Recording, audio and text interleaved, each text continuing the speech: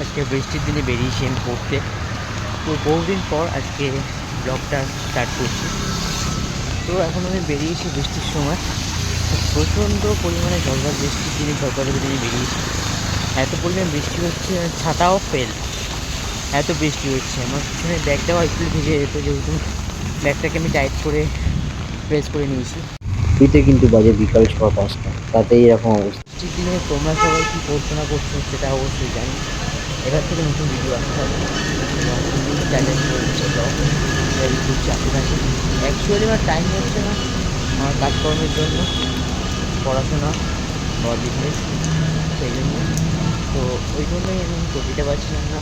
তো আজকে যেহেতু আমি ফাঁকা ছিলাম, এবার তোমার সাথে কিছু মুহূর্ত শেয়ার করি। আর কী পরিমাণে বৃষ্টি জানি না হচ্ছে, ওদিকে আকাশটা দেখো কী অবস্থা, প্রচণ্ড খারাপ অবস্থা আকাশটা হয়ে গেছে। আর এই অবস্থা, আমার প্যান্টের পায়ের দিকটা পুরো ভিজে গেছে। আর চলে এসেছি প্রায় স্যারের বাড়ির সামনেই একদম। আর এসে মাত্র এখানে দেখছিলাম যে গাড়িগুলো যাচ্ছে, গাড়িগুলো জল ছিটিয়ে দিয়ে গায়ের মধ্যে দিয়ে চলে যাচ্ছে, এত স্পিডে মানে যাচ্ছে। এখন পড়ছি আর এদিক দিয়ে দেখছি আকাশটা কতটা কিরকম কি লাগছে, আকাশটা মেঘটা বয়ে যাচ্ছে, এটাই বসে বসে দেখছিলাম আর পড়ছিলাম।